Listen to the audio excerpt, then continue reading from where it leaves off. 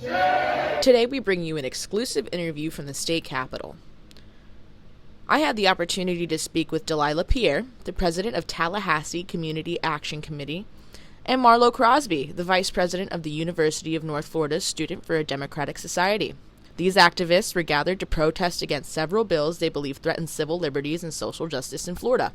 We came to the House building today to oppose House Bill 601, which is a bill that makes it impossible to have a Citizens Police Review Board in the state of Florida, unless that Citizens Police Review Board is literally run by police. Senate Bill 470, a bill that tries to make it so that if you protest for Palestine in the state of Florida, you could potentially lose your financial aid. I'm here fighting against these three bills. One, trying to shut down a civilian review board. Two, trying to take away financial aid for pro-Palestinian students, as well as students with foreign visas who are pro-Palestine or Palestinian in general, who are, the government believe are supporting a foreign terrorist organization. And three, making sure that we support queer students as they try to define biological sex and make sure that they have their rights just as anyone else should. Well, I mean, we're standing out for Palestine and for these other movements because we say, hands off our movements, down with HB 601, we need to defend freedom of speech. I think, obviously, like, what's happening in Palestine is awful. It's a genocide that our country holds an enormous amount of responsibility for. But also, what's happening inside the United States of America is horrendous too. Like, we need to defend our freedom of speech and our right to talk about Palestine. It shouldn't be illegal to say, I think 30,000 people being killed is wrong. It shouldn't be illegal to say, hey, I don't think that my tax dollars should go to a government that commits and perpetrates a genocide, a government that is white supremacist, a government that is extremist and right-wing.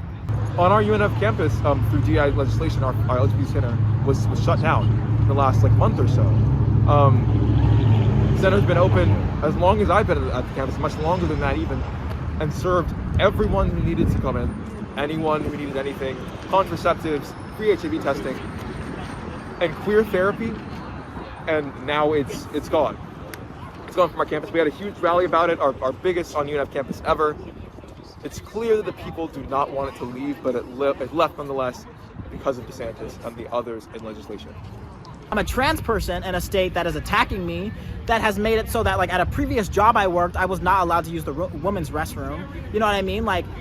That makes it so these bills and laws also, incite people to be violent against trans people. I don't know if y'all heard, but a non-binary kid was killed in Ohio named Next. They were murdered in a bathroom. They were basically beaten to near death, and then no one called the police for them, so they ended up dying. That's the kind of stuff that's happening when you pass bills like this, and incentivizes people and incentivizes police officers to know, hey, I can do whatever I want to these marginalized people, to these black and brown people, to these oppressed people, and I can get away with it. And so personally, you know what I mean? I feel like my life has been affected so much by that, and just so much by the fact that as much as we say that this is a non-discriminatory state, it is totally legal to discriminate against trans people in employment, in jobs, in healthcare, and every sector of society. Point blank period. If they truly cared about the homeland, if they truly cared about peace, they would not be bombing civilians. They would be sending people and displacing them from their homes and then still bombing them wherever they go, shutting off their water, shutting off their power, making sure that they have no way to go, either land or sea. People are trapped. People are dying. It's to the point that people are not only dying of starvation, but dying of the cold because there's no power to heat their homes. Children are having to eat solid foods now because there's no medicine for them. There's no formula left. Supplies have been cut off. It is a dire situation. And to stand up and say that you believe what's happening is right and just because you believe that you have a claim to that land is a damn shame.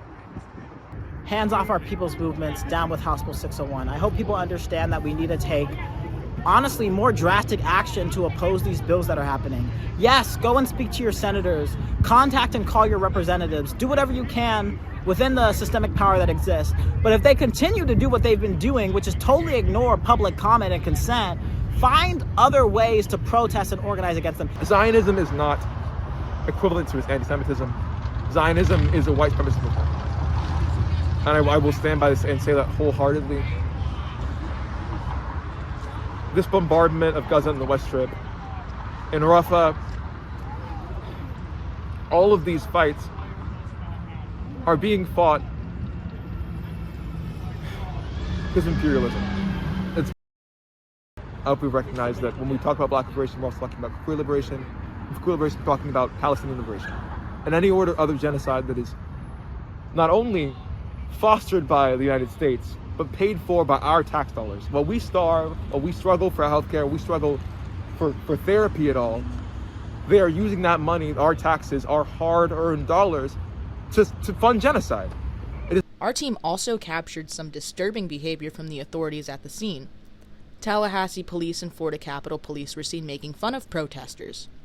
One officer was heard saying it was, quote-unquote, funny to see the fear in the protesters' eyes when they began to approach. Around there's nothing, and I'm like, where the hell is everybody? They already got him out. They already got him out. I'm like, all right, cool. So I walked out of the elevator and to the door, and they fucking take off. It was perfect timing. It was great. Oh, this behavior raises serious concerns about the attitudes and actions from those tasked with maintaining public order. Such conduct only undermines the trust in law enforcement, but also highlights the importance of citizen-led oversight to ensure accountability. And with that being said, thank you for watching this report. The LPS is committed to an impartial and unbiased journalism standpoint. Our mission is to present the facts and provide a platform for diverse voices. We do not endorse or oppose any side, group, or individual. All content shown is based on real events and statements as they occurred. This report was produced by independent journalists dedicated to delivering accurate and balanced news coverage. For more information and updates, please visit our social media and follow us. Independent, impartial, informative.